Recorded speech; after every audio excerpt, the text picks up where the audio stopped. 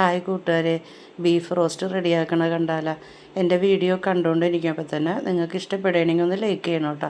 നിങ്ങളുടെ അഭിപ്രായങ്ങൾ എന്ത് തന്നെയായാലും കമൻറ്റ് ചെയ്യണം കേട്ടോ. എന്നാൽ ശരി, വീഡിയോയിലേക്ക് കിടക്കാം. അതിലിത് 2 ചെറിയ സവാളയുണ്ട്, ചെറുതാക്കി അരിഞ്ഞ് വെച്ചൊക്കെയാണ്. ഒരു ചെറിയ തക്കാളി അരിഞ്ഞ് വെച്ചിട്ടുണ്ട്. 1 ടീസ്പൂൺ ഇഞ്ചിയും വെളുത്തുള്ളിയും, ഒരു പച്ചമുളകിനത് അരിഞ്ഞ് വെച്ചിട്ടുണ്ട്. കുറച്ച് മല്ലിയിലയും പുതിനയിലയും എടുത്തിട്ടുണ്ട്. ബീഫ് ഇതിന് മുമ്പ് മേടിച്ചു കൊണ്ടുവന്നപ്പോൾ ഞാൻ വേവിച്ചിട്ട് അതിൽ നിന്ന് കുറച്ച് മാറ്റി വെച്ചതാണ്. അപ്പോൾ അതാണ് ഞാനിപ്പോൾ ബീഫ് റോസ്റ്റ് ഉണ്ടാക്കാൻ എടുക്കുന്നത്. മഞ്ഞൾപ്പൊടിയും ഉപ്പും കുറച്ച് മുളക് പൊടി ഇട്ടിട്ട് വേവിച്ചെടുത്തതാണ് കേട്ടോ. ഗ്യാസ് കത്തിച്ചിട്ട് ഒരു പാൻ വെച്ച് കൊടുത്തിട്ടുണ്ട്. ഇതിലേക്ക് വെളിച്ചെണ്ണ ഒഴിച്ച് കൊടുക്കാം. ഇതിലേക്ക് ഇഞ്ചിയും വെളുത്തുള്ളി ഇട്ട് കൊടുത്തിട്ടുണ്ട്. ഇതിലേക്ക് ഇനി സവാള ഇട്ട് കൊടുക്കാം. പാകത്തിന് ഉപ്പിട്ട് കൊടുക്കാം. ഇതൊന്ന് ലൈറ്റ് ബ്രൗൺ കളറാവുന്നവരെ വഴറ്റി കൊടുക്കാം.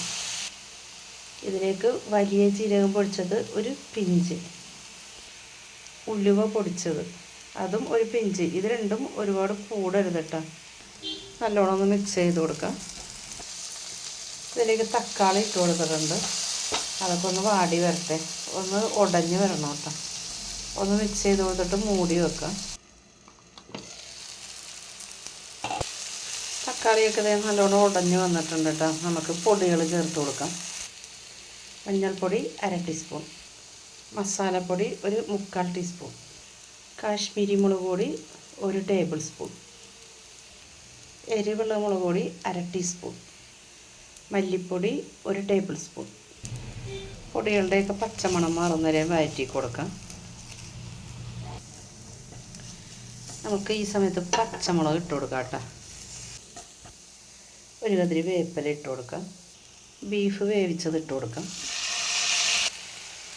നല്ലോണം മിക്സ് ചെയ്ത് കൊടുക്കാം കേട്ടോ. തീ കുറച്ച് വെച്ചൊക്കെയുണ്ട്. നമ്മൾ വീട്ടിൽ പൊടിച്ച മസാല ഉണ്ടല്ലോ, അത് കുറച്ചിട്ട് കൊടുക്കാം.